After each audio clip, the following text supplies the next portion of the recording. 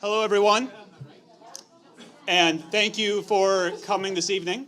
My name is Taylor Hahn, and I am the Program Director of the Masters in Communication program here at Johns Hopkins University. And I want to take a moment and thank you all for joining us. We have a wonderful audience here tonight in person, among them students and faculty of the Master's program, as well as guests to the university. As a on-ground and online program here at Johns Hopkins, I think it's very fitting that we are working with the National Communication Association and offering this on-ground event that is also being live-streamed to viewers around the world and at home. As a professional program, much of the curriculum at the Masters in Communication program focuses on practitioner skill sets and strategic communication. But we, like all communication programs, must also consider our role as a center for public discussion and civic engagement. The issues being discussed tonight extend beyond the personal and the professional. They affect every aspect of our lives, both shared and individually. And for that reason, I am very pleased to be working with the National Communication Association sponsoring this event. And with that, I would like to introduce Dr. Trevor Perry-Giles, the Executive Director of NCA, for a few words. Thank you very much.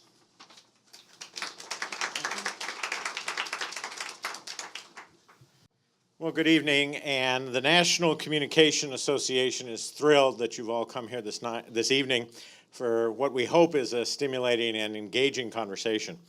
The National Communication Association is the world's largest learned society devoted to the study and teaching of communication. On behalf of its nearly 7,000 members, I'm pleased to welcome you tonight to this public program. Our mission at NCA is to advance communication as the discipline that studies all forms, modes, media, and consequences of communication through humanistic, social scientific, and aesthetic inquiry. We strive to serve the scholars and teachers who are our members in order to benefit, however possible, their personal and professional lives. And one way that we do that is to host public programs of significant import to the discipline of communication and to the wider public. Tonight, we gather to discuss the centrality and importance of science communication. Now more than ever, this public program is both timely and necessary as we grapple with momentous scientific questions about health and medicine, climate change and global warming, public opinion and political polarization, wealth disparity and social stratification, a whole bevy of questions dependent upon skilled and careful science communication. We're so pleased to partner with Johns Hopkins University's MA program in communication in hosting tonight's events, and none of this would have been possible without the tireless efforts of my colleagues in NCA's national office, particularly Caitlin Reinauer and your moderators for this evening, Dr. Lakeisha Anderson, NCA's Director of Academic and Professional Affairs. I hope you find this fulsome conversation about miscommunicating science both productive and beneficial as it seeks to address the role of media and news in spreading misinformation about science with significant effects on public attitudes and behaviors. So thank you so much for coming tonight.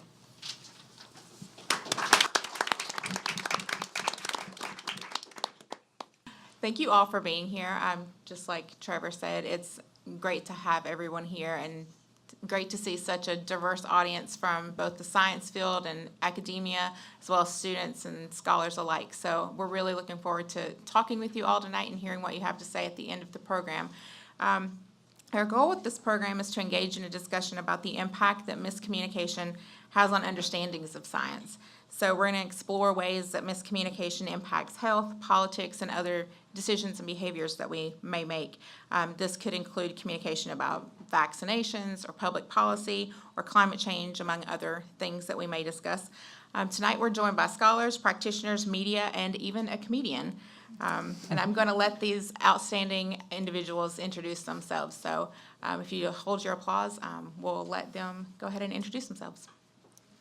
I'm Laura Lindenfeld. I direct the Alan Alda Center for Communicating Science at Stony Brook University, and I'm a professor of journalism there as well. I'm Nsikan Akpan. I'm digital science producer for the PBS NewsHour here in Washington, D.C., and I'm the co-creator of a YouTube video series called Science Scope, which you should all subscribe to. I'm Sheril Kirshenbaum. I'm Executive Director of Science Debate, which works to get candidates on record on a variety of science policy issues. And I also host roundtable discussions at Michigan State University between a variety of community members, scientists, farmers, and health professionals. And I host a new YouTube show called Serving Up Science. So you guys should subscribe to that too. Great. Hi everyone, my name is Kasha Patel. It was actually kind of funny when I told my friend that I was going to this miscommunicating science panel. What happens when science communication is bad? She's like, oh, so all the panelists like bad communicators, like what not to do. And I was like, I hope not, I'm one of them. Unless this is like your way of telling us, Not is at this an all. intervention? I don't know. I The really walk hope of not. shame. It's an intervention. Oh boy, well in that case, I'm sorry for anything I might say. My name is Kasha Patel. I am the comedian that they alluded to. I do science comedy shows. I have one coming up on April 29th. Google DC Science Comedy, you'll find it. I'm also a science writer at NASA's Goddard Space Flight Center in the Earth Science Department, and I was a past president of the DC Science Writers Association. Aaron Huertas, and I'm a science communicator. I do a lot of consulting, and I've developed this weird expertise, which is helping scientists deal with controversial issues, especially when it comes to political controversies. And conversely, just explaining their work when the stuff they work on becomes controversial. And I also know Kasha through DC's very rich science nightlife scene. I am an emeritus nerd night boss. Wow, this is already fun. My name is Kathy Rowan. I teach science communication at George Mason University in Fairfax, Virginia, and it's a pleasure to be with you all. Great. And like Trevor said, I'm Lakeisha Anderson. I'm the Director of Academic and Professional Affairs at the National Communication Association. I also have the pleasure of teaching in this department as well. So I appreciate everything that Hopkins has done to help us get this off the ground tonight. So I'm going to go ahead and start with questions, and the way that this will work is I'll ask questions, we'll discuss for a little while, and then I'll open it up for a Q&A at the end. So if you can think of your questions, there's a hashtag here if you want to send them to Twitter. We can get them that way, or you can ask them at the end on the microphone. So I'm going to go ahead and get started. All right, the first thing I would like you to do is share with us a compelling story or an example of a time when misinformation about science was shared, particularly what happened and what are some of the reasons that miscommunication occurred. Go for it. So I actually have, to answer this question, I have a pop quiz for the audience. Yep, love it.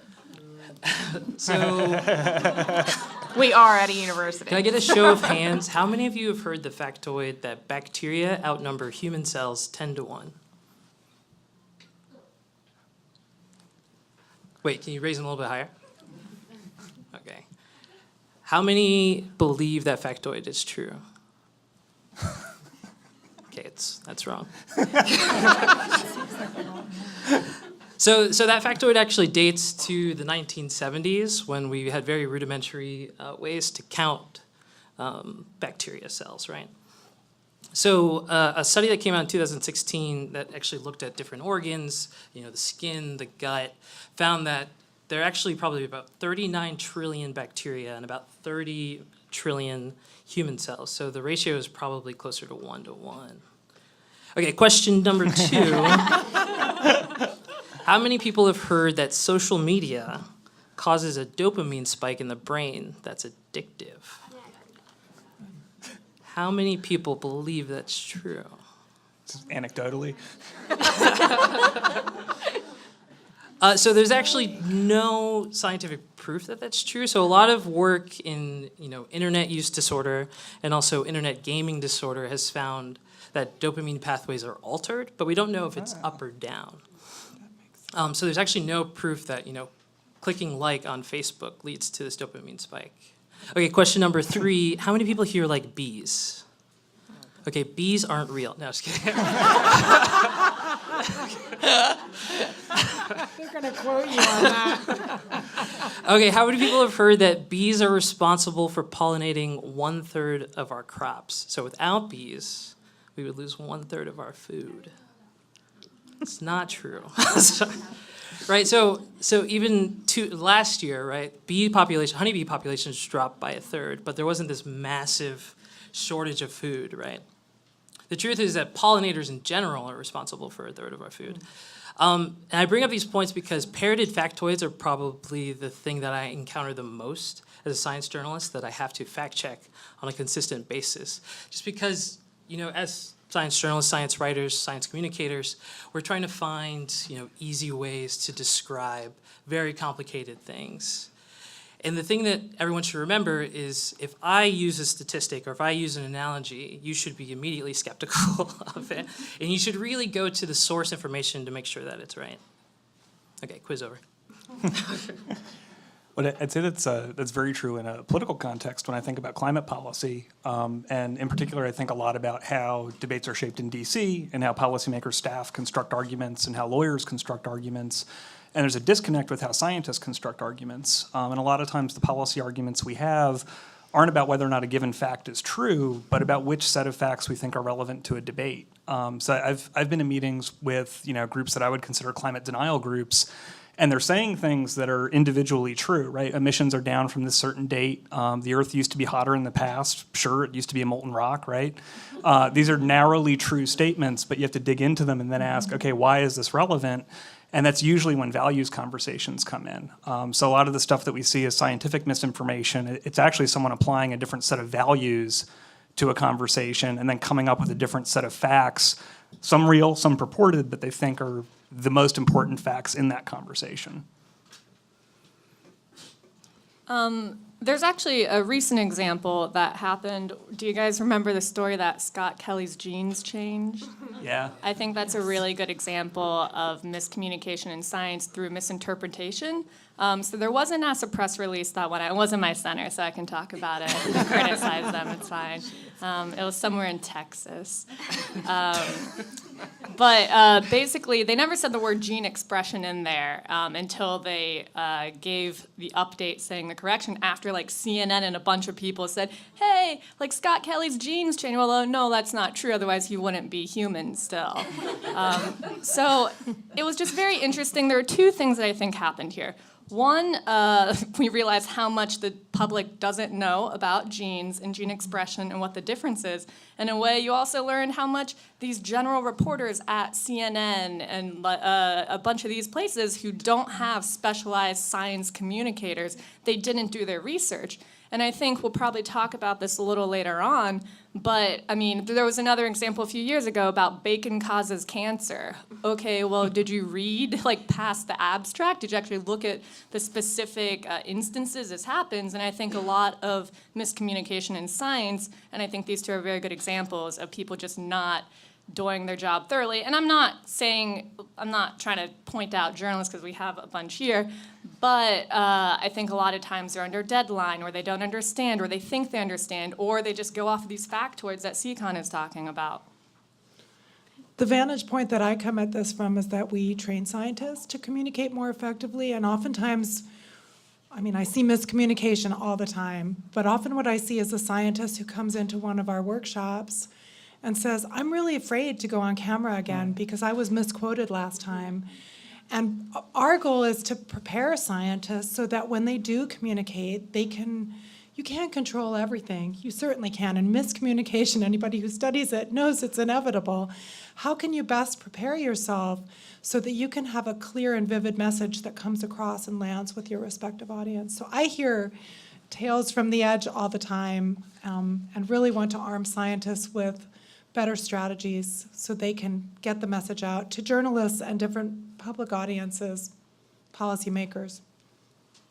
I have a lot of stories, and I was planning to come and talk about the anti-vaccination groups, and since I work in food now, I deal with a lot of groups that are really pushing back against GMOs. I also do national polling, so I can tell you that more than a third, 37% of Americans don't know that non-GMO food contains genes.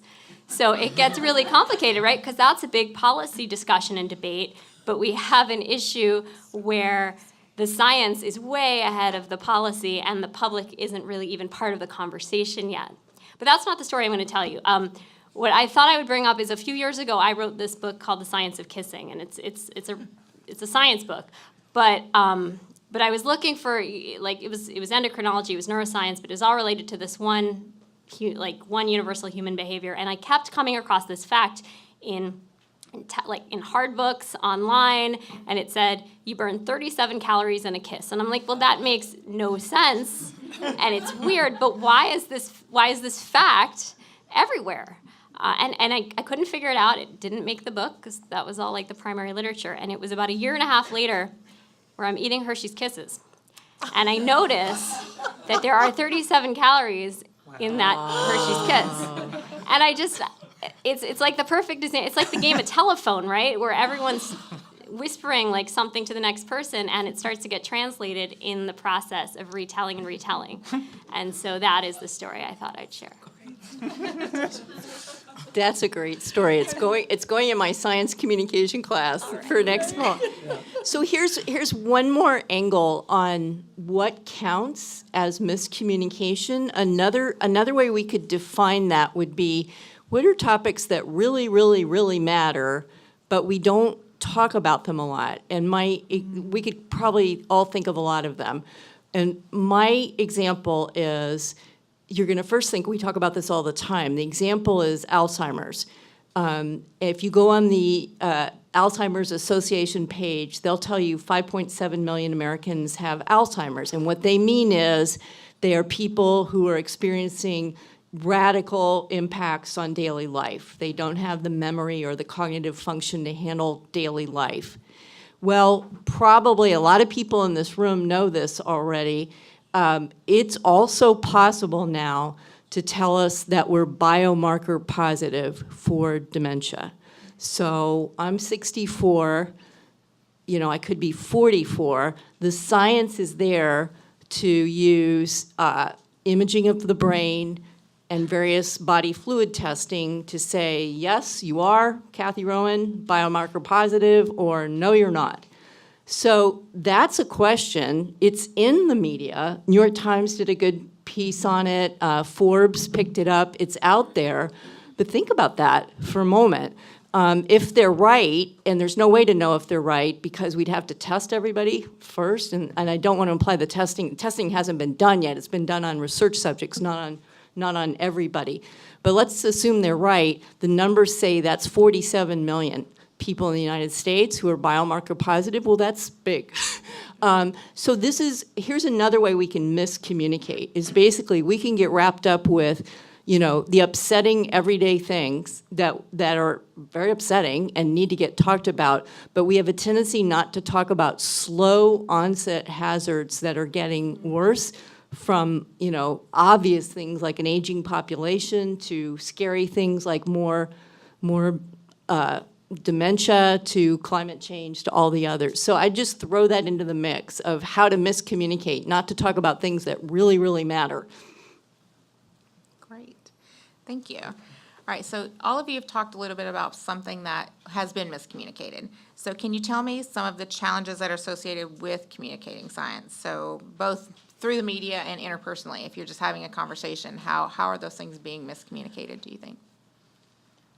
I think there's a big tension between precision and accuracy. And for scientists, I think because you're in an environment where you're often interacting with other scientists, if you don't get an opportunity to do communications every day, and the average scientist might have an opportunity to communicate about their research once every few years, right? If they're releasing a big paper, they'll think a lot more about precision than whether or not they're being heard accurately. And in my experience, you need really good in-house communication staff to help work through some of those things and think, okay, well, how is this going to be heard by our audience? So I'd say that's the number one practical consideration I come into these conversations with.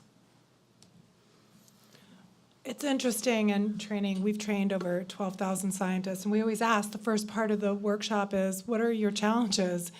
And the same things that challenge scientists in communicating with public audiences actually impact their ability to work together. So ironic, right? Use of jargon. You're trained to be as objective as possible when you conduct science. That doesn't mean you have to be dispassionate when you talk about your results. So how can you use story to convey the work that you do so that people care about it? A lot of scientists get that trained out of them. So being able to make a connection with your audience, and Alan Alda calls it the spray can effect, where I'm just going to spray a lot of information at you, science deficit model, and he calls that miscommunication, excommunication, excuse me, excommunication, get out of here. So I think that we often in science use the deficit model, even though we've said it doesn't work, and spray information at people rather than trying to figure out what's the perspective that they come at this from, and how can I make sure that what I have to share lands in a conversational way, rather than me being the authority and you being the recipient of my wisdom. In short, arrogance doesn't work. Yeah. And I would add to that, I think like almost everything else in 2018, when it comes to science, we're not turning to experts, or everyone's an expert online. And when we ask people who they trust, they most often trust their friends and their family and maybe celebrities. So, you know, you go online and that's where your mom or your cousin or Gwyneth Paltrow is posting conflicting recommendations about what you should do. In the case of my work, it's what you should eat. We also see things like in our polling that specifically on food, I'm going to keep going back to food because that's what I do. But on food, we just have 53% of Americans say they trust academic scientists for information about health, nutrition, safety related to food. It's, I believe, 48% trust government scientists. So those in the room working for the government, it's even lower. And only a third, 33, trust industry scientists. So we're not turning to experts. But I mean, on top of that, how do we communicate in the science community? We publish in these can't access journals, and we only talk to each other, and we only talk amongst ourselves in these very, very small compartmentalized subgroups of any kind of discipline. So it's on us as well to be better communicators and also to earn public trust. And if we're going to be honest, there have been a lot of very visible shenanigans going on from certain groups within the science community that have caused people to have real valid reasons to be skeptical. So it's a very complex challenge, and there's not really one way to talk about it. In my Office of Communications, part of my job is to also work with the scientists. So I'll write an article, and then I have to get it done through, get it approved through science review, which is actually a lot more complicated than it sounds because, like Laura said, they like to add in their jargon. Like I remember one time I was trying to put a headline. It said NASA launches new instrument to measure sun's shine. And the scientist said you can't say sun's shine because it actually measures all of the solar energy reaching Earth's surface, and sun's shine doesn't quite convey that. So he wanted to change it to solar energy input, which is much sexier, in my opinion. That's intuitive. Yeah, I see where he's coming from. Exactly. So we have instances like that where it's like, okay, you need to talk to the scientist and say, who's your audience here? It's the general public. That might not work as well. And on that same note, when there is a study coming out and we do expect the scientists to get a lot of media, we do work with our scientists. And I think when you talk about PR, there's this idea that like, oh, you have to only say certain things that you want the public to know. Well, that's not what we do in my Office of Communications. We work with the scientists to say, okay, people can only absorb so much. So what are the 3 main points that you want to say? Write those out, and then that's not what they say in their interview. They think of, we tell them to think of a grabber. So it might be something special about that point. So we tell them use words that end with ST, so like best or first, something that makes it easier for the journalist to understand. So the less work the journalist has to do, the more chances are they're going to get it right and the better article it's going to be. So it takes time for the scientists to do that, but I think it pays off in the long run.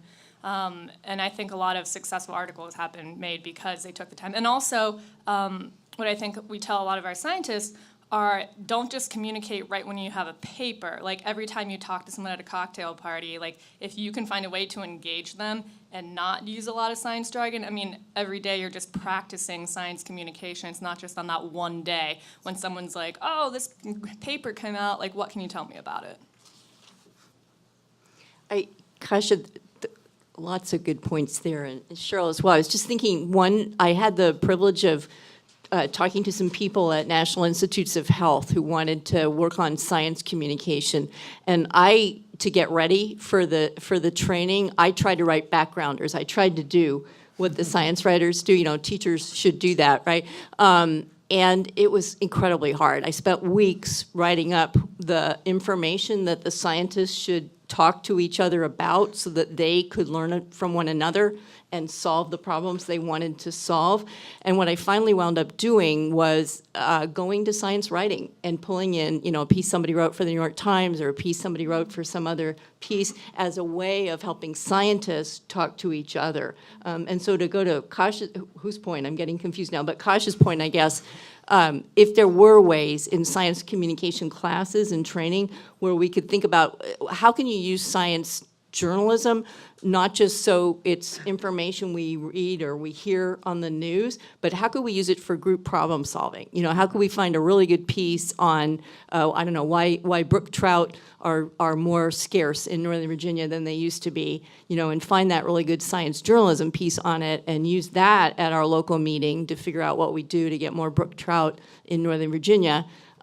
You know, there's lots of ways to use really good science journalism and really good science communication, and that's one thing we could do is just bring it into public decision-making context so it can help us when we're trying to solve problems. Yeah, I mean, I think the biggest challenge that I've faced as a journalist is leaving room for context or having enough space for context. So, you know, a broadcast story, whether it's video or audio, can only be like 4 to 5 minutes. Or a print story, you know, maybe if it's daily news, it can only be 700 words. So there's only so much background that you can give to reach a wide audience. An example of that is I just did a story for the Pulitzer Center where I went down to Mexico to see how placebo responses factor into traditional healing. So, you know, I saw this traditional healer. She like spat water in my face to treat my lower back pain. And then we went to the University of Maryland where a neuroscientist sort of explained how placebo responses cause the brain to get the body to treat itself. We published this story. I mean, the main takeaway is that, you know, placebo responses factor into all types of medicine, whether it's traditional healing or Western medicine.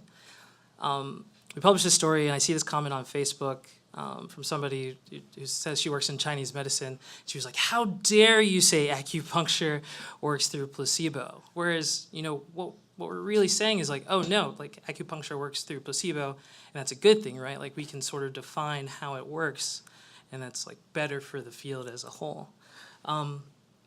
So I mean, somewhere in my piece, you know, she didn't catch that fact, and it's very hard to, you know, provide enough context so that everybody can get what you're trying to put across.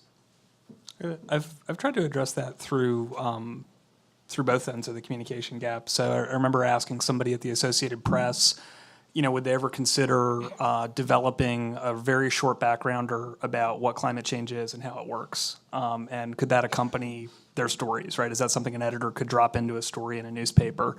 And it's one of those things where it's a nice idea, but you're on deadline pressure every day. They're going to do that for you. They're going to do that for every other issue, right? So it becomes kind of a non-starter because the nature of news is so episodic.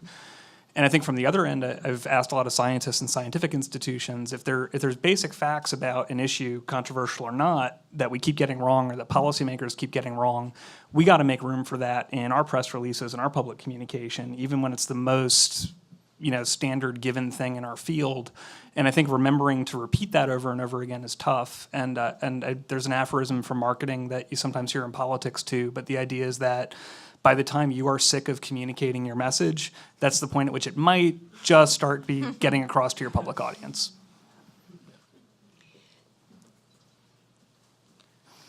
There's one more piece. What are the sources of miscommunication? So at Sheril University, Michigan State, John Besley's work, there's a really nice piece he did on, you know, we always do, what does the public not know about some science issue? Well, John and colleagues flipped the issue and said, what do scientists know about their audience?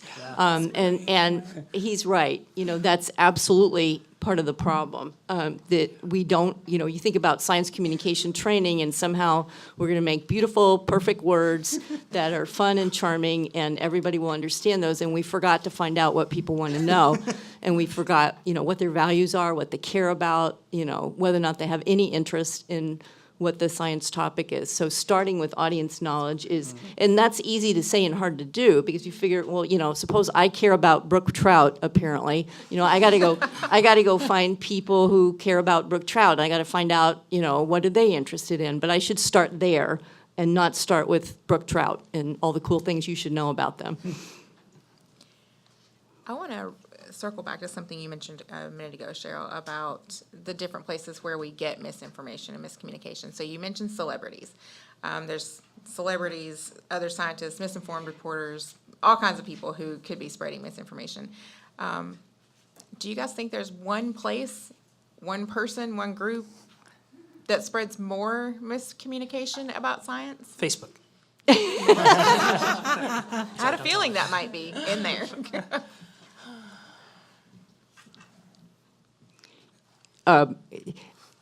It's us, basically. It's that old, this is the old Pogo cartoon, I've met the enemy, and it's us. It's basically, we like shiny objects, we like quick, acute things that are interesting. We don't like thinking about, or it's harder to think about slow onset hazards that we need to care about, or problems that are abstract. It's our brains that's part of the problem.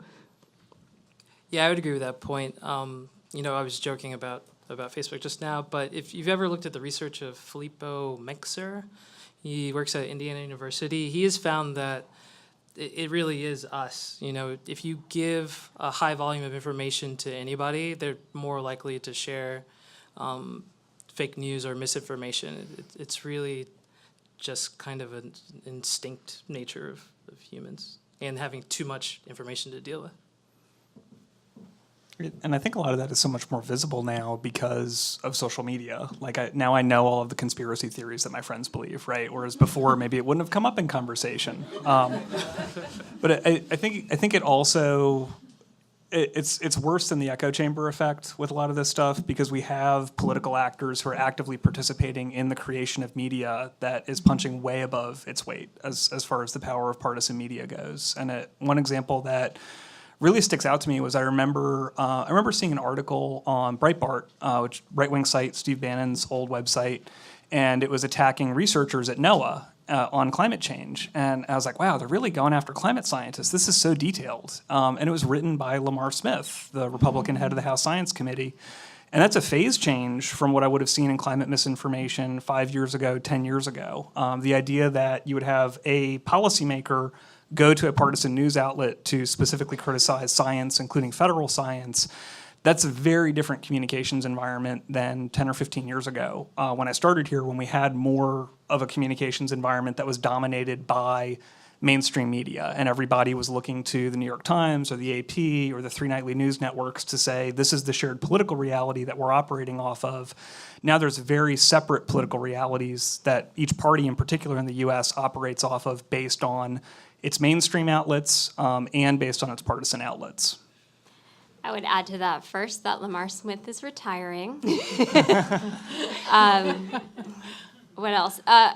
There's so much else. But, okay, so I agree that it is us in many ways. I mean, if you think about all the folks you know now who are earning degrees in science, and many of them expect to go on and pursue a tenure track trajectory, and there aren't so many tenure track jobs, and yet how many of them consider a career in a place that really needs scientific expertise, like the policy realm, like journalism, like just folks who can speak another language and fill some of the roles in their local community.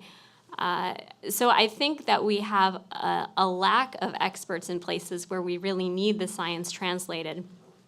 And we have a lot of people with expertise that aren't really thinking of careers where they're fundamentally needed. And I hate calling them alternative careers, so I'm not going to do that because they're just as viable and just as rewarding. But to be more optimistic, because I like to be an optimist, when I was in grad school, which was a while ago, but not terribly long ago, the kinds of conversations that we're having here tonight weren't yet happening. I mean, it was before there were science blogs even. I was one of the first science bloggers, and it was like this niche thing that hardly anyone did, and you had to be like super dorky to sit in your basement and type. I was one of those people. And now they're everywhere, and now we have panels like this, and now I've consulted at so many universities that are developing science communication programs. And so I think things have shifted so quickly that I'm really optimistic about where we're going with science communication. Continuing on with what you're talking about as far as people being able to access information and us having more conversations about this type of topic, how can organizations help people make better informed decisions about their health or the environment, given how easy it is to access misinformation?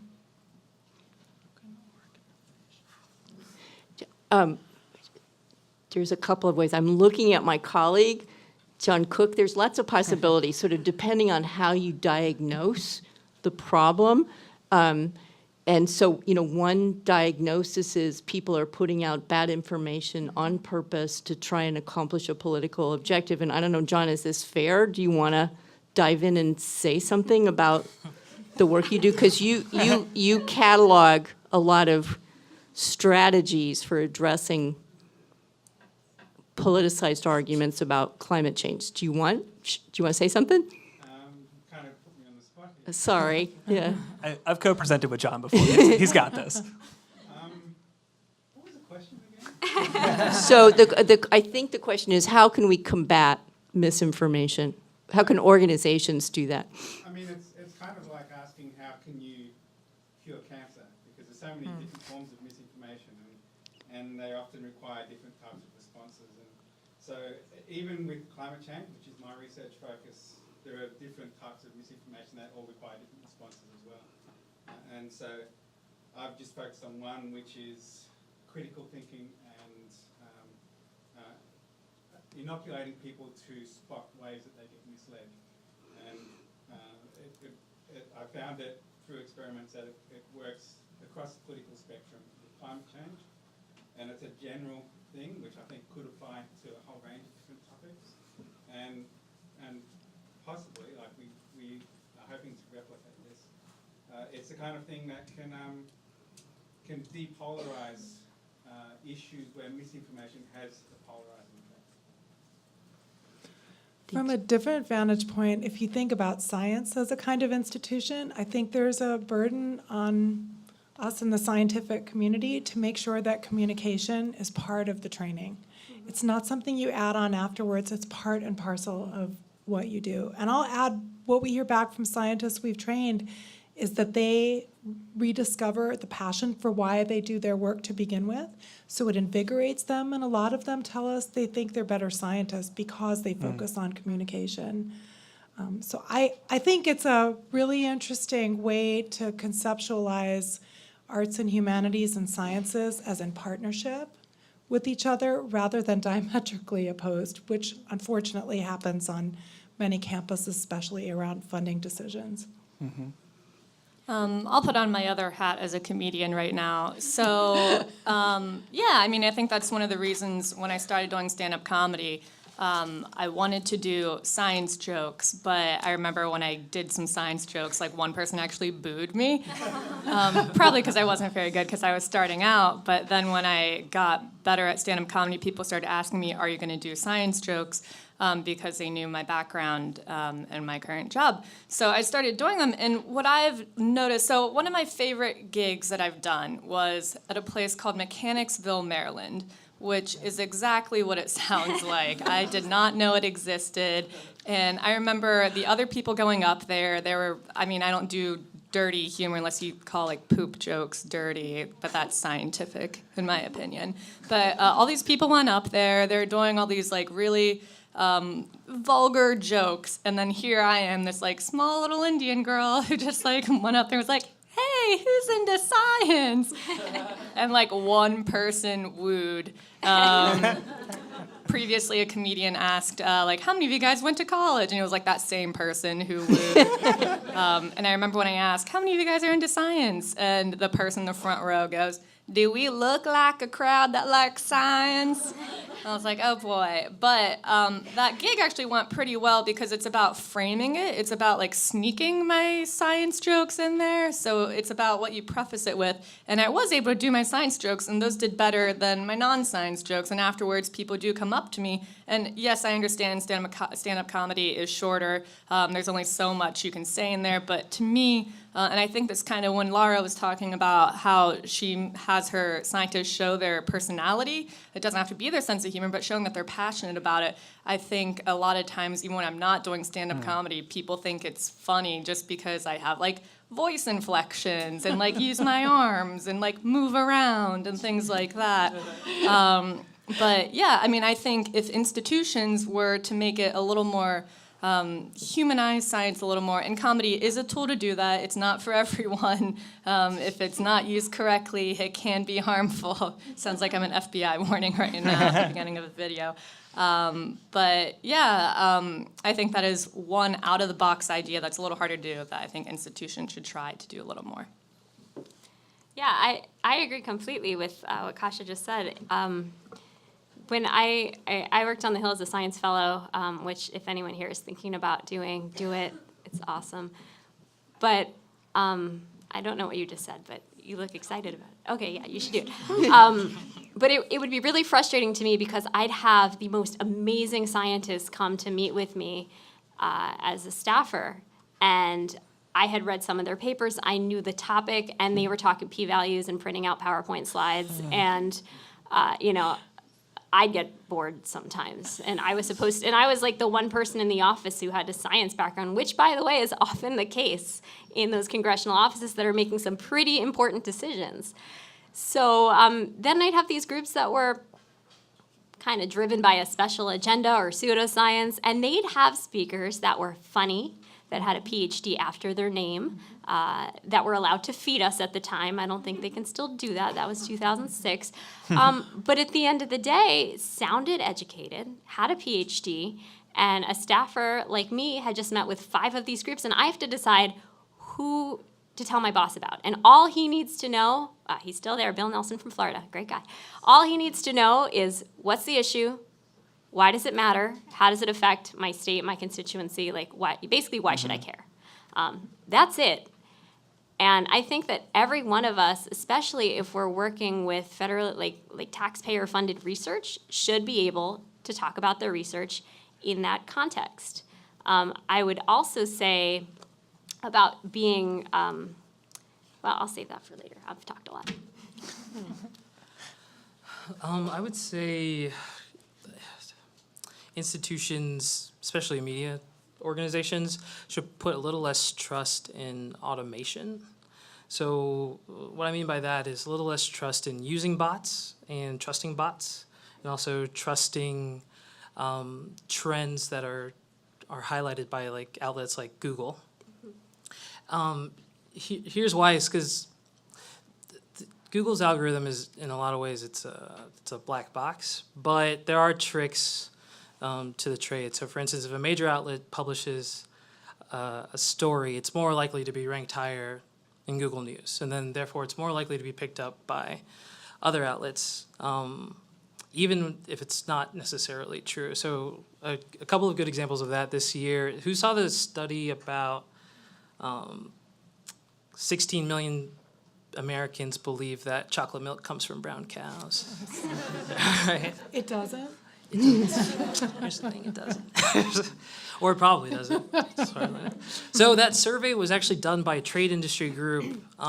They said that the sample was representative, but it was only 1,000 people, and they didn't identify how the people were picked. It's very hard to trust. And then the other example is a study from a couple of months ago about Amelia Earhart. This historian down at the University of Tennessee, where my little sister is an undergrad, so I won't speak too ill of it. He said that based off of some photos of Amelia Earhart's clothes and a study of these bones that were found on an island in the Pacific in the 1950s, that he was 99% sure that these bones were Amelia Earhart's. So he was basing the judgments of the size of her bones off of like the clothes, right? So like if you pull like your clothes, right? They're not a good estimate of how big your bones are. But a big outlet picked it up, NPR, which is a partner, also picked it up second. And it spread everywhere. And I knew when I saw it that it was going to, because Amelia Earhart stories are very popular, and they often get ranked very high in the Google algorithm. So I would just say, not trusting automation, not using bots to just put out information would be helpful. And yeah, I'd say just having a communications plan and making that a requirement for all your major programs and projects, and treating it seriously. And I participated in a review for the Department of Energy in their geothermal program. Geothermal doesn't get enough love compared to solar and wind and these other sources of energy. So the geothermal folks did something really smart, which is 10% of your score for getting funding or not for these grant projects is based on the quality of your communications plan, and they have people come in and review it. And I thought that was super different and super cool, and really, putting your money where your mouth is when you say science communication is important. And the quality of the plans varied so much, even though it was just 10% of the score. And the one that I liked the most was like a 40-page communications plan. And I was like, they've thought of everything, every stakeholder group that might love them or not like them in their community. Other folks who might not even be interested that they were going to go out to. Are we going to talk to folks in the schools? Okay, what about their parents? What's our media plan? They had a crisis communications plan in case anything went wrong with the project. And I was like, yes, you've thought ahead. You've figured out the disaster scenario. And you've mitigated against it. So having a really robust communications plan for whatever you're doing it's a great way to spend a day at the office if you need a break from your science. And it's also just really useful to have, right? You can only succeed if you plan and you think about it. And there's still so many projects where the science is done, and then we say, great, the science is done, let's go communicate it now. And the communications plan should have happened months or years beforehand. I just want to add one more thing, and then I'll stop. But I agree with everything Aaron said, and I'm thinking more about what Kasha said. And like, it's obviously, it's very context dependent, it's very topic dependent, but there are things that we can definitely do better. So thinking about a big challenge in communication is obviously climate change. But whenever you see climate change in the news, like, what do you usually see? Polar bears. You guys are a quiet audience. Like, okay, like raging storms, droughts, flooding, like skeletons, death, like the wall coming down in Game of Thrones, basically. Like, that's what I see. But a lot of this just has to be about humanizing these issues and telling stories about people.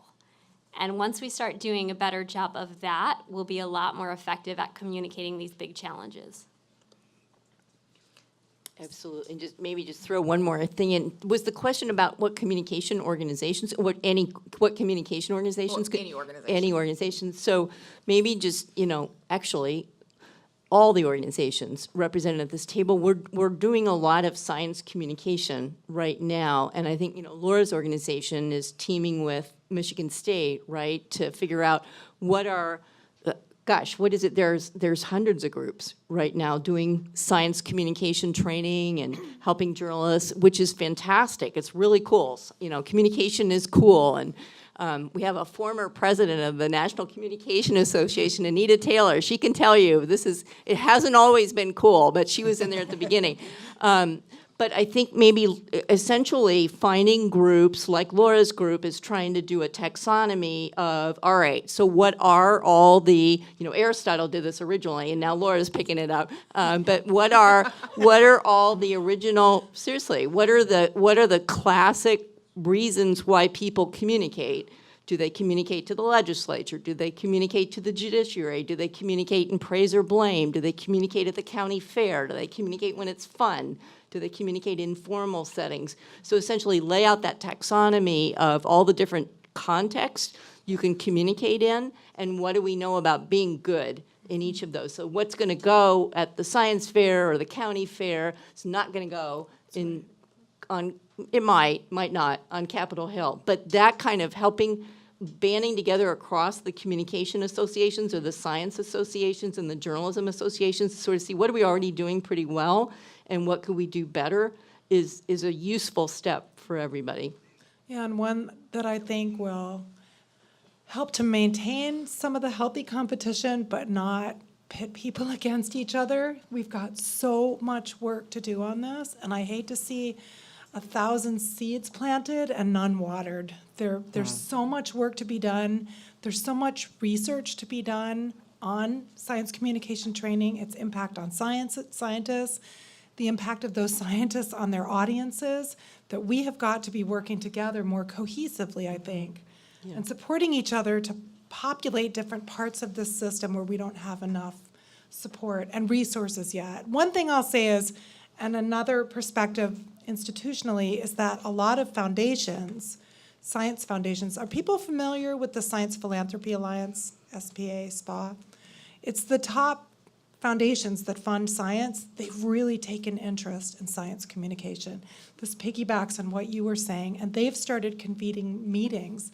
Like the Kavli Foundation has really led this. Rita Allen Foundation has put a lot of resources and support into science communication to figure out how we can build a greater sense of community around science communication practice, linking research with practice so we can do a better job and move as a community together. I want to circle back just a minute. I feel like we're talking a lot we're having a conversation about a lot of great things, but how do we communicate? What happens when somebody communicates something and they do think that chocolate milk comes from brown cows? Then what? How does the communication change, and how do we fix that error? I mean, I think there are a lot of outlets that are geared towards, correcting fake news. Health News Review, I think, is a good one for the brown cow story if you're interested in more context. But the key to stopping miscommunication is preventing it from happening, right? Because once a bit of fake news is out there, it's very hard to uncork that bottle, right? So if 1 million people see a viral story about bacon cancer and it's wrong, and then I publish a story that's like, that bacon cancer story was wrong, I mean, it's just less likely that they're going to see my story. Because, like I said before, systems like the Google algorithm, the Facebook algorithm aren't going to push a story that's like a week after the original bacon cancer story came out in the same way that it pushes the original story. So, I mean, I think the key is really stopping the miscommunication at the source. I think we need to, go ahead, Kathy. Well, there's just so much, go ahead. I think we need to think about messengers and not just messages, and maybe some partners that we haven't thought about before. How can different religious community leaders, everybody cares about their health. Health is about science. How do you create bridges within the conversation so people can understand fundamentally what does science offer that other forms of knowledge don't, and how can you bridge, for example, research about cancer that's held to the same standards, one hopes, as other forms of science. So I think we need to think about different organizations that could reach out in partnership with the scientific community and the science communication community to bring this message through in different ways. It's what I love about the comedy so much, or like the National Academy of Sciences has the entertainment exchange. How do you infuse scientific context into movies, into popular culture, so it shifts the conversation, becomes part of our culture to talk about science and value science?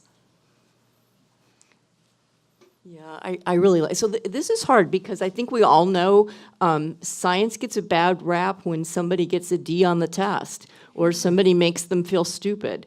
And that's not helping. It is funny. It's funny when, it's funny when the person's not in the room, but when I'm doing it to their face, I'm doing bad PR for science. So finding ways for science to be cool and for science to be everybody's thing. Couple of weeks ago, I got to go to a maker's fair. Does everybody know what a maker's fair is? But so it's people who have their knitting or their cool machine they want to show you. But there are also people in the room who had a science demonstration to do. And there was one group that had a little kid's bathtub, and they had like Campbell soup cans. And then they were basically teaching why do things float. So they'd put the Campbell soup can in in the little kid's swimming pool, and it would sink to the bottom, right? Well, then they would put the Campbell soup can in a little plastic Ziploc bag, and it would float. And so the 10-year-olds and the 64-year-olds were looking at it and going, oh, wait a minute, why is that? But it was fun, and we were doing, we're doing Archimedes, we're doing very basic physics, but it was fun, it was interesting. So more stuff like that, more stuff like play with it, do science in your kitchen, do science with your kid, take your kids fishing, play, but that kind of thing where science is fun and it's casual and it's interesting. Let me give a plug for my favorite book. This is Learning Science in Informal Environments. The last chapter is the communication research on science we like, like Laura was saying, in movies and on TV, like what's science that we like watching because it's fun and it's casual. And the one problem with this is science people choose to learn. You flip on something on TV and you just want to watch it, or you go on a hike or whatever. It's not all science is like that. Like Laura was saying, it's those contexts where science is very tense and it's very tough. It's in the Senate Judiciary Committee and it will or won't, sink some important policy. This is not this. But this kind where it's the informal setting, where it's, the thing you do with your family or things you do on vacation, that's a powerful way for science to be more fun and enjoyable and comfortable for people, and not sending that message that they're too stupid to get science. To me, this is a good route to go for really sharing science. I just want to say directly to answer the question you asked about what to do when the wrong message gets out. I think there's not much you always can do. And if you think about Andrew Wakefield and the repercussions of a bad paper that connected vaccines and autism, it doesn't matter how many other papers have come out since, or that was retracted or anything else. That has done a lot of damage, to the point where I take my kids out to Northern California to be with my in-laws, and there's outbreaks of measles out there. So there's some things that we can't always fix. But I think you're absolutely right that there is this fundamental love of science, and we really have to work with that. And I would just add to all this, we're talking about miscommunication. Often, there are some great science journalists out there. There are some terrible science journalists out there, and science is very often misrepresented by someone who maybe is just put on that beat but doesn't really know how to tell that story.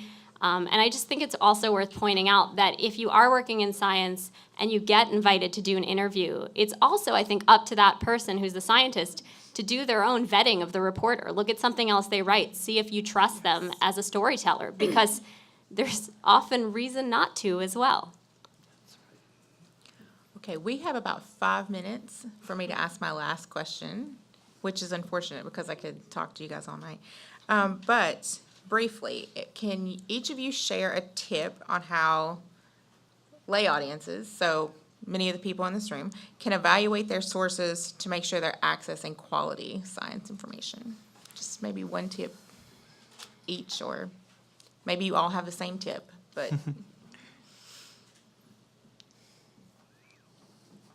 I know too many scientists. I can ask them personally.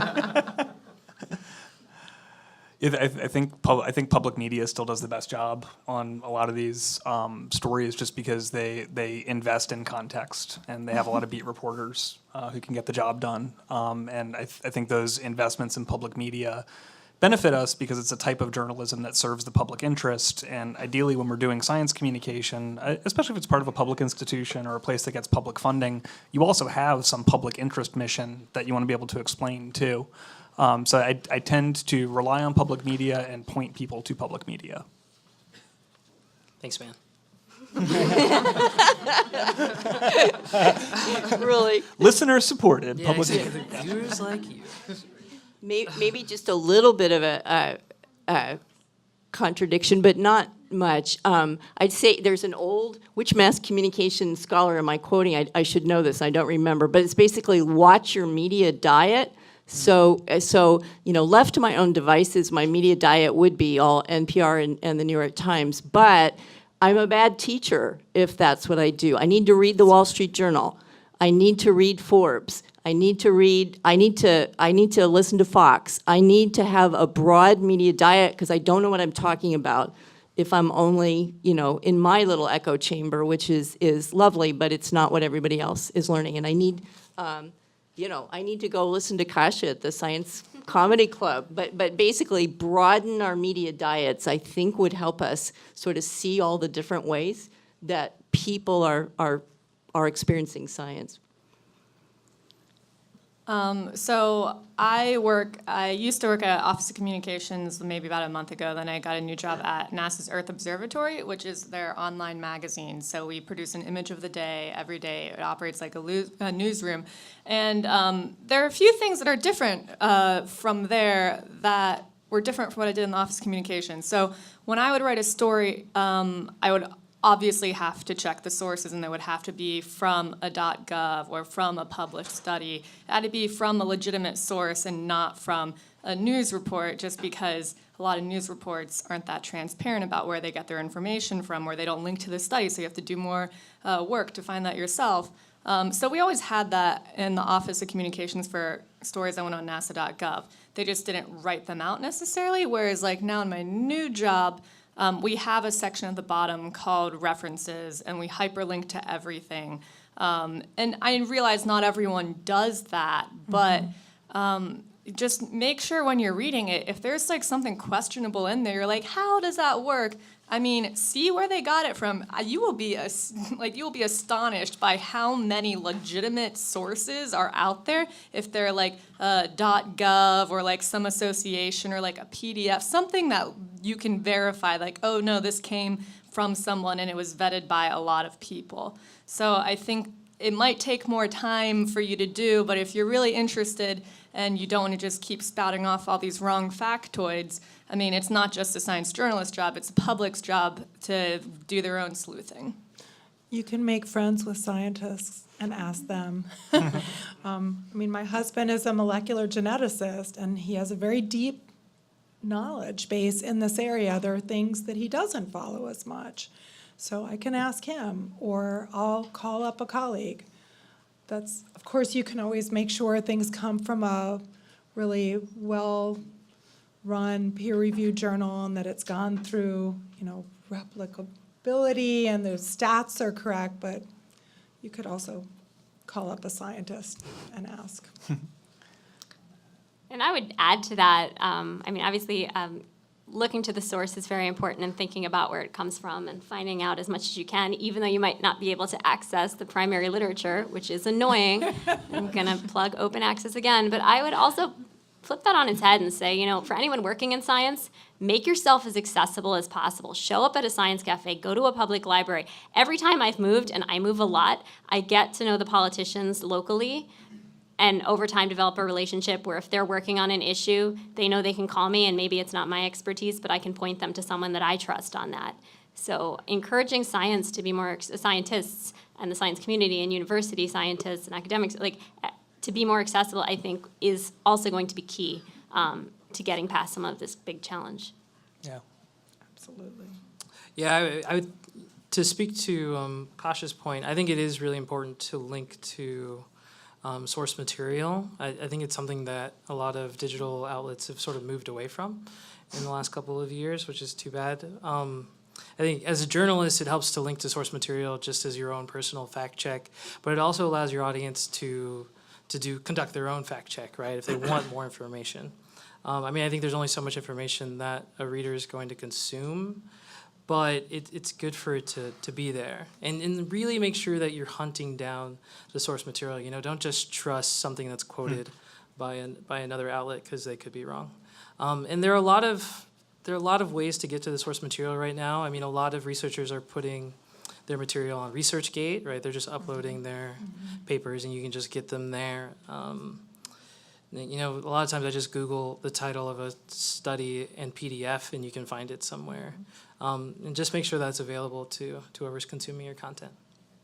And if anyone's heard of The Conversation, that's a great source, because I publish there, and it's only for academics to publish about their work. So instead of someone else telling our stories for us, we're actually able to craft our own stories, and the editor working with you will make sure it's all properly sourced and fact-checked. So if you see something at The Conversation, which is then freely available for any other outlet to pick up and cite The Conversation, usually that's a great source for information. In ReadCube too, right? I think Nature's put all their papers on ReadCube. That's another source too. What is it again? I think it's called ReadCube, right? ReadCube? Somebody fact check me on that. All right. Thank you all so much for all of your great information and expertise. We're going to open it up to questions now from the audience. If you have a question, please raise your hand, and Caitlin will come to you with a microphone. So if you can just hold your question for 1 minute, she'll come to you. Quiet no more. All right. Hi. My name is Emma Gregory. I'm a registered dietitian, and I work for Food Minds, which is a consulting firm for food and beverage companies. I should say that I'm speaking for myself and not Food Minds.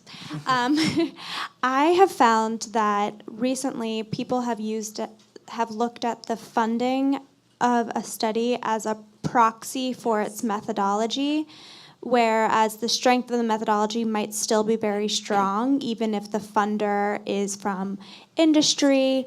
And I think that we're awaiting, it's really picking up steam, all of this criticism of funding sources.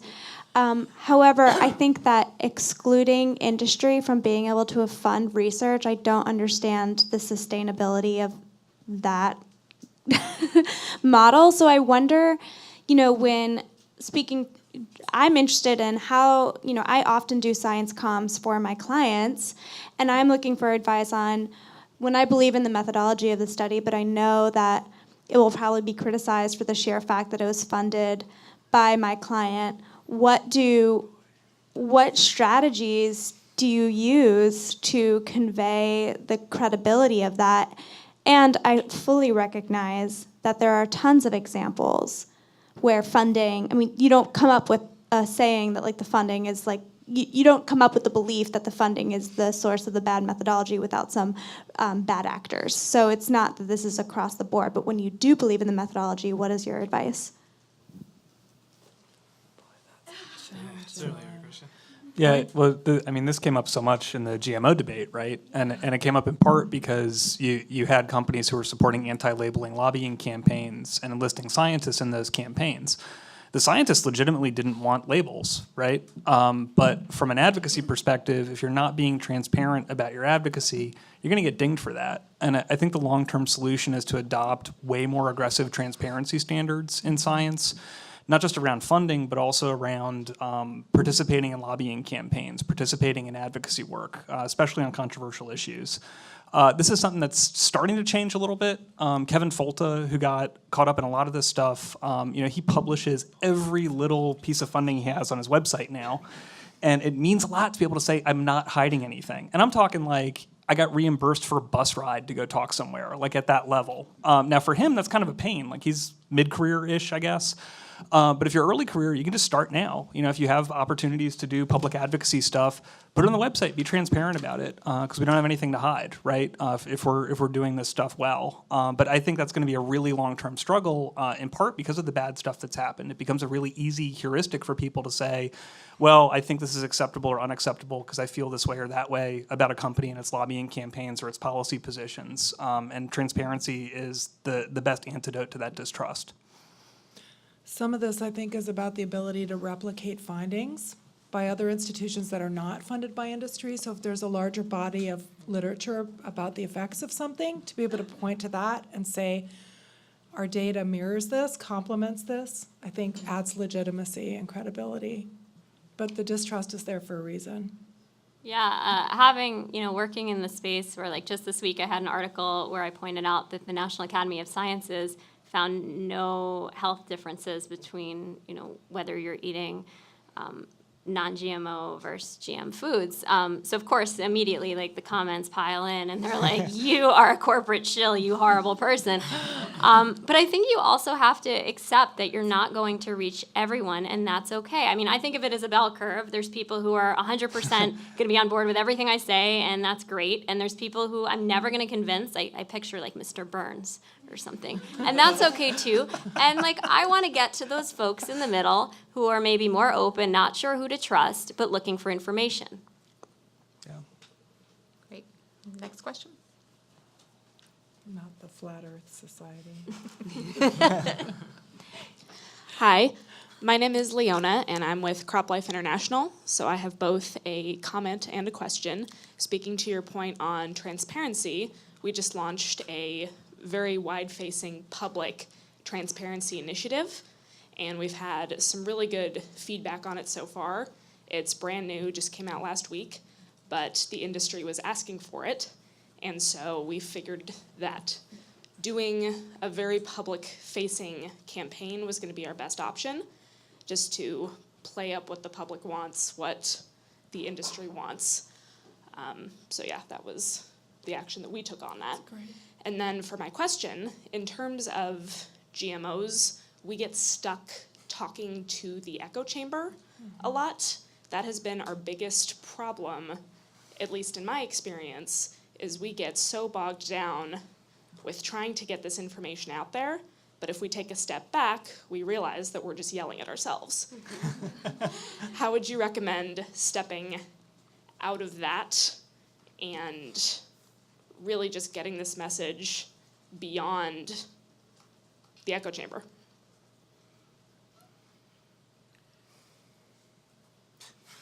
I mean, I think what Kathy was saying in the last chapter, or I don't know if it was the last chapter of a book, something in a book. Now I'm promoting her book for her. But I mean, I think the more that you can get this science out there in different ways. So, I mean, a video, who's going to click on that video? Probably someone who you expect to click on that video. But if you're trying to find different groups of people, then you need to meet those different groups of people, if that makes sense. So, like for comedy, I go out as often as I can, and I don't know who I'm seeing in a bar, but I can guarantee you probably some of them don't believe in climate change, but I'm still going to do my climate change joke. And that's a little different because they're like captive there and they can't really leave in the middle of my set without looking rude. But I also think going to the science fairs or art fair, or I think that's one thing is we think we can only talk about science in science settings, but science is everywhere. That, I mean, you can go to, I mean, I don't know, to go to a housewarming party or something like that and talk about it. Just meeting the people who you want, like where do the deniers hang out, and just kind of infiltrate them and be the spy and sneak it in there. Well, and that's part of, like, I think a lot of these challenges are in part challenges because we talk a lot and we don't do enough listening, which is what Kasha was just touching on. But I think there are a number of newer initiatives that are working at bringing different communities together to the table and not telling anyone what to do, but just hoping everyone comes away with a little more trust and understanding. And I think especially, like, because I deal with issues related to GMOs all the time. And I don't fault the folks that don't really understand the science. I think, like, I'm a parent, I get it. Like, a lot of us want to do the best for our families. And that's where everyone is coming from, a place of trying to meet that need. And if we keep hearing the message that you need to spend more and only buy organic because otherwise your kids are not going to be as healthy, like, you are going to feel a lot of pressure to do that. So I think that trying to get a sense of where people are coming from and then actually asking them where their fears come from and trying to address those fears, like especially with issues like the dirty dozen is a good example. Like, okay, the dirty dozen are bad, you don't buy them. Why? What are you worried about? And then addressing some of those questions rather than trying to come at it like in this holistic way where you have one solution for everything. Not sure if I made sense, but I think a big part of the solution is actually taking more time to listen. In these areas that are especially contentious, I think knowledge co-production strategies where you have members of communities that feel disenfranchised or don't trust the science helping to give input on the design of the research is going to heighten the legitimacy, credibility of that work because they will have seen how that sausage gets made. That may not work in all circumstances, but certainly if people understand how the process works from the beginning to the end, they're going to become different spokespersons for those respective communities. this is a really challenging question. And maybe, and some of those folks are not, are they going to be somewhere in the middle? They're going to be kind of moderates on the issue, just to switch it from GMOs to BPA, you know, that many people are concerned that BPA is going to leach out of plastic into their food. And at least my understanding is that the FDA has said that that's not the case, that you can feed your baby with a BPA plastic bottle and it'll be fine. I mean, it's possible the conversation be something like, okay, what are the pluses and minuses? Suppose I take all the plastics away from my child.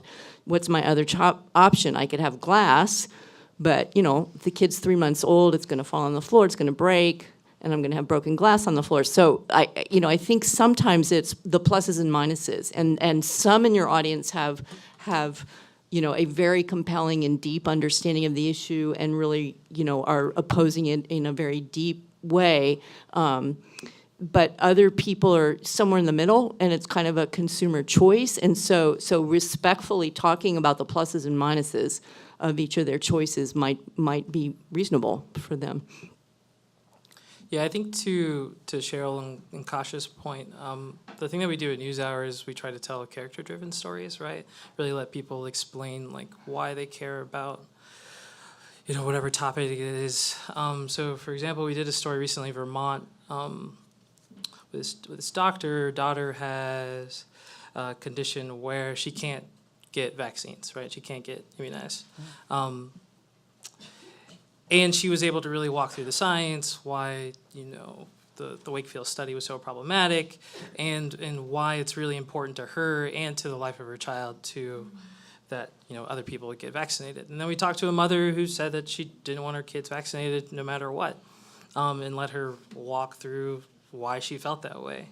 And I thought what was really nice about the piece is that you could really see how one side of the argument had been like really thought out, and there's like facts to back in how one side of the argument just didn't have as much there.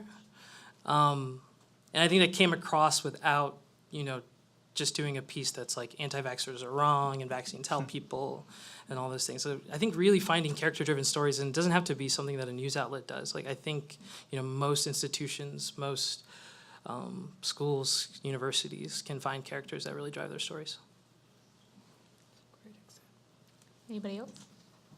Hi, I'm Mark Bayer. Hi, Laura, how are you doing? How are you? Good, thanks. I was sitting in the back, so I didn't hear who made this point, but I thought it was a really excellent one, and I wanted to follow up to ask for some more detail. The woman who said she moves around a lot and then introduced herself to public, you know, the local members. Longtime Hill staffer in the House and Senate, and now I help scientists become stronger advocates. And I always tell people to do that, to build relationships. And I'm just wondering how specifically you go about that, and meaning sort of, and sometimes I tell people to really be hyper-local in their approach, so it's not as politicized. But I'm just wondering if you focus on the members who actually represent like your new home, or if you make any kind of calculation about, you know, what their positions have been on a particular issue, or how you actually navigate that process. Sure, and I agree. I mean, I think so many of us focus at the national level on politics when it's really the local issues that are going to impact us personally more often. It varies for me. Like when I moved to Texas, I just happened to be working on issues with a lot of state rep interest. So I made the effort to go out and talk to their staff and talk to them and say, here's my phone number, here's my email address. What are you thinking about? Oh, I can help you on energy. Oh, you're also doing water issues. Well, here's someone who can help you with water issues. And it's not like they're immediately going to be like, yes, I trust you. But they do their share of vetting too. So when I explain, you know, oh, I used to work for a senator, and I've been following these issues, and I lived in Austin. I knew Lamar Smith's office staff was probably not going to pay much attention to what I had to say. But I didn't need to be talking to every staff. I think that we can make ourselves available, and that it is about building relationships over time. And Lamar Smith is still totally good for asteroid mining, fusion energy research. So like, there's no such thing as a monolithic policymaker on science or science issues. That's a really interesting point. That's very. Not to pick on Lamar Smith. So I work at a fairly large interdisciplinary science journal. So I see all the time situations where we put out a high impact paper and it's then widely misrepresented by the media, and it's very frustrating. And so I feel like as science journals, as often we are the sort of source material for all of these, discoveries and all these amazing things that are being put out, we're sort of obligated to, put effort into the communication of these ideas, not just to put them out there and let the journalists and the media run with it however they want. I feel like we probably have some sort of obligation to make sure we're presenting it in a correct way. And it's true that we have media departments, but I feel like it's very easy to find yourself in a situation where you're thinking, we've done our due diligence, or, we've done the preventive maintenance that we need to do, and there's only so much that you can do. So I'm kind of wondering what everybody's opinion is on the journal's role in presenting the science that we're publishing, and how far do we need to go? What should we do? Because I feel like that's something that all journals could probably do better. Thank you.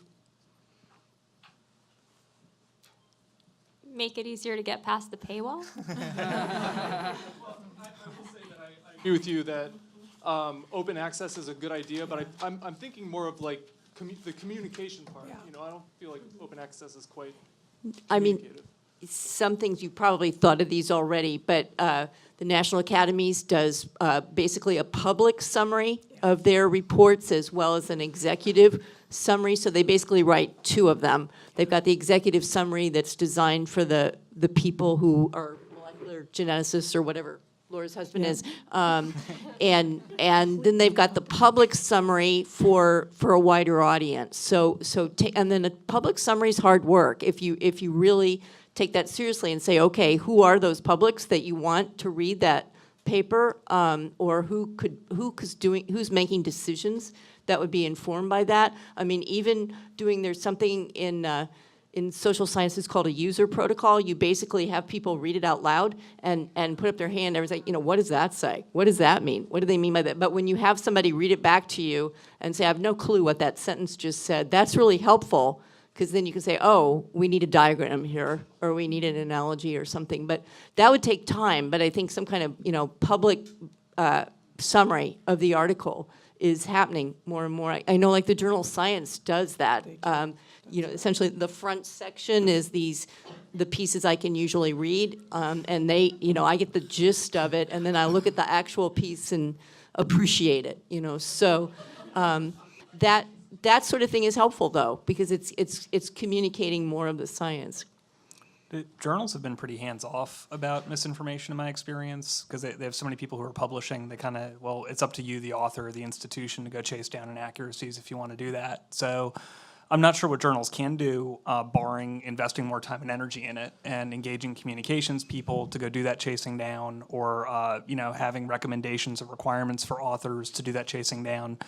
And I think one thing that can be useful is creating some space on a journal's website for researchers to review their media coverage if they're interested in doing something like that. And I've done that through realclimate.org, which is a blog that is run by climate scientists for the climate science interested community. And researchers have been able to go on there and say, hey, we did this, here's a detailed conversation for folks who are really into this about what we think the media got right or wrong about the story. Here's an FAQ about our research. That sort of thing. So I think creating some of that space after the fact can be good, and it can also help if an institution or a researcher wants to go chase down those inaccuracies all over the internet. That's a great space for them to go back and say, it's kind of like, it's not an addendum to the paper, although it can be. It's not errata if maybe there were some errors there, but it's to say this is the additional context that we think might have been missing from these stories that is therefore misleading to audiences that we would have liked to see. And then other stuff you can cover that are, the actual factual errors. I also think anything, and I don't know what journal you're working for, anything journals can do to ensure the integrity of research so that there are fewer retractions, there are robust sample sizes, the stats are handled well, that signals trust to journalists, to the communities that the science community serves. But I think I'm probably saying something you already know. When it does come out, when you have to retract, it's it's ugly. The nature journals had a service for a while where they would essentially like interview the main scientists behind an article and then put out a summary with quotes. I can't remember what the name of it was. I don't think we remember. But what was great about that, I never used the material because I like to collect my own quotes, but it was great when you talked to the scientists, you could tell that they had, started formulating like the analogies, the quotes that I would need for a story. So I think if journals could do more of that, more engagement with the scientists behind their pieces to kind of get them in the mode of thinking of how to express their work in a way that the audience will understand, it'll go a long way to making sure that misinformation doesn't go out there, right? Because like as a journalist, you're on really short deadlines, right? And you really just need a quote. And it's like if I can't get a good quote, or I would say if my colleagues can't get a good quote, they might be prone to saying something or writing something inaccurate. So.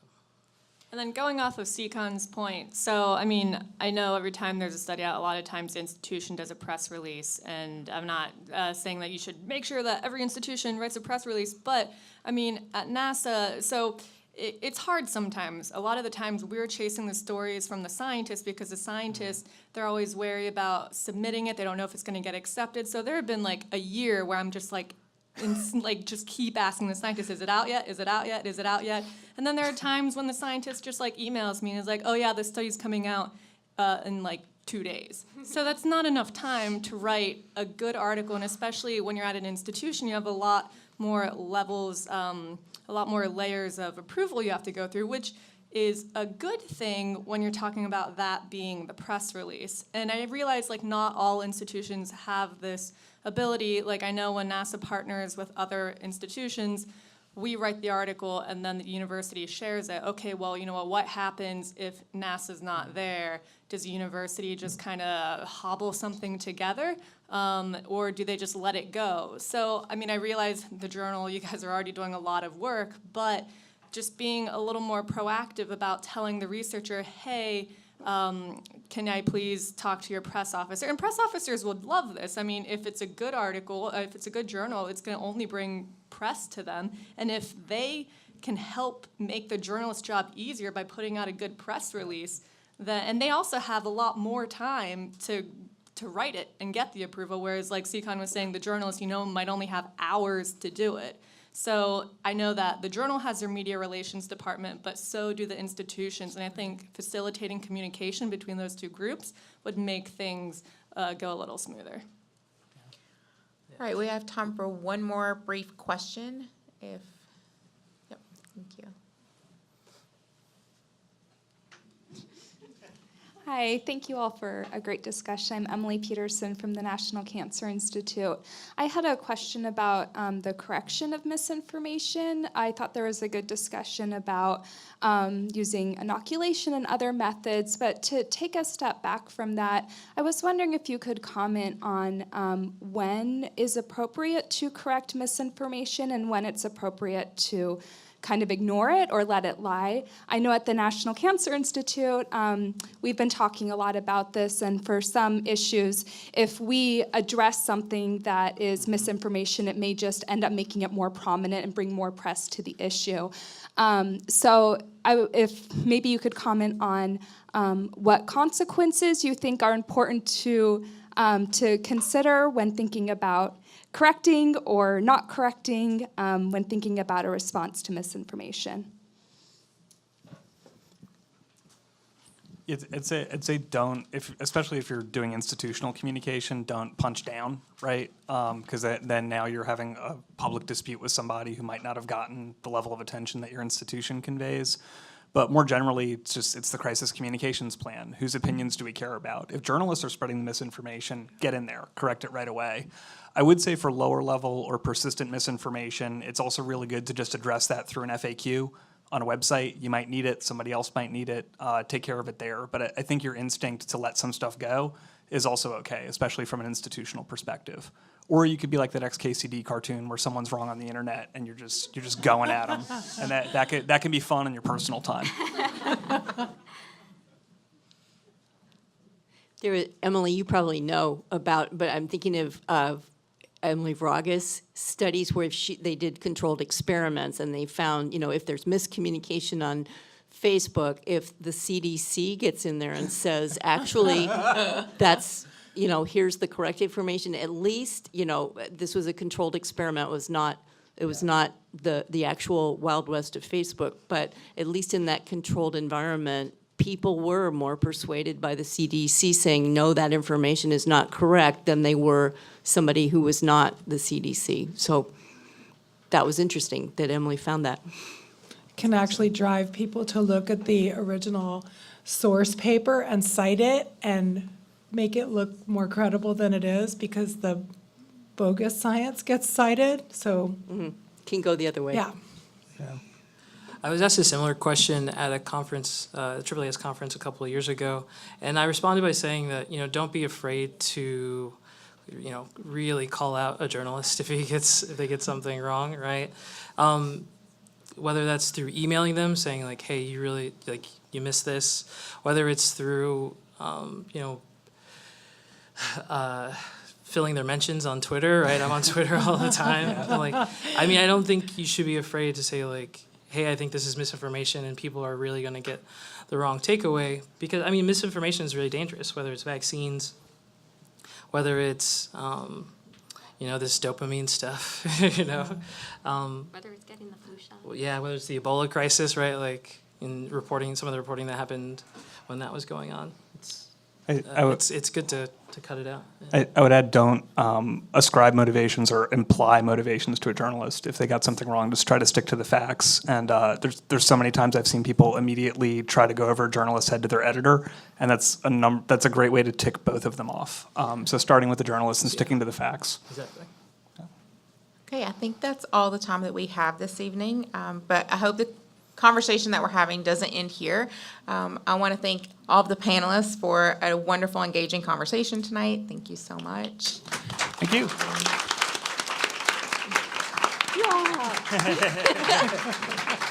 I also want to take a moment to thank Johns Hopkins and especially Taylor Hahn and the staff here at JSU for providing the space that we're in and also helping us bring this program to fruition. So thank you all for joining us tonight, both here and online. So thank you. Have a good night. Thanks, everybody. Keisha.